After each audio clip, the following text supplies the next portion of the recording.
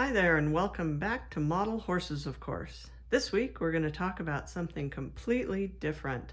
Plastic injection molded Mold-A-Rama figures.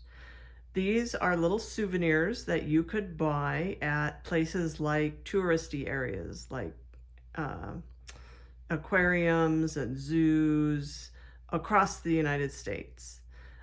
They were very popular back in the 50s, 60s, 70s. They are still around today, and you can still make Mold-A-Ramas. There just aren't quite as many machines as there used to be.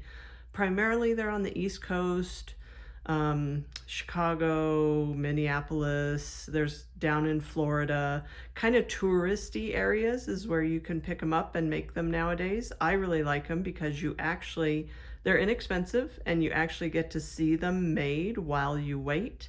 They're very inventive. They have a lot of different molds and colors, as you can see.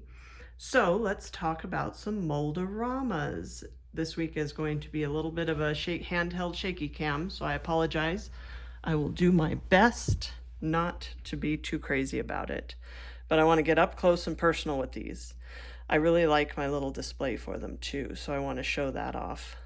So we have here a bunch of Mold-A-Ramas. Like I said, I really like to make these in person, so most of these I did make at their original location.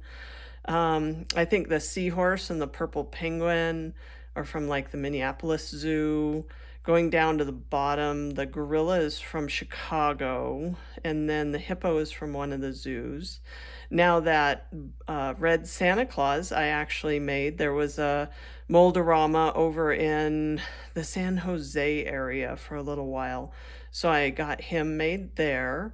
Then in the middle of the box there are some other ones that either my friends made or I picked up elsewhere. So there's a gray Henry Ford from the Henry Ford Automobile Museum that a friend made for me. And then in the middle there's a pink angel and a orange Frankenstein. So during, I think around 2020, 2021, Mold-A-Rama was clearing out their warehouses and selling individual molds online. So I picked those two up from that sale because I thought they were cute molds. Oh, and the donkey I actually just bought a couple weeks ago at an estate sale. One of the few that I've picked up kind of on the secondary market. In the next box of figurines at the top, we have a bunch of Disney figurines. There's Mickey and Pluto. I molded those at the Volo Auto Museum in Wisconsin. And in the middle is Pluto. I molded him at the Las Vegas Pinball Museum. Then down on the right, there's a red dinosaur, and up on the corner of the next one, you can see another dinosaur. They came from one of the Chicago museums. Down in the bottom corner is a blue Chicago skyline, obviously from Chicago. The silver cow, I think, was from Minneapolis. The two guys in the middle, the orange ghost and the white kind of tiki monster, are both from online, purchased straight from Mold-A-Rama. And then the red guitar is super awesome. A pretty complicated little mold. It's from the Third Man Records in Nashville, Tennessee.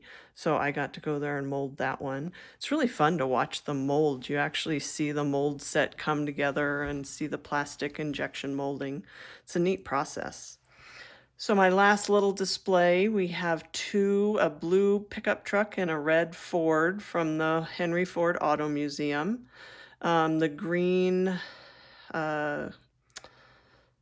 robot is from one of the Chicago museums. Down in the bottom corner, the black bat, I think, is Minneapolis Zoo. And then the top right brown guy, that's from the Brookfield Zoo. It's a commemorative buffalo, maybe their 50th, 60th anniversary. A friend molded him for me, so that was super nice of her. And then in the middle, there's an elephant. That's an older one. Picked him up at an antique store years ago.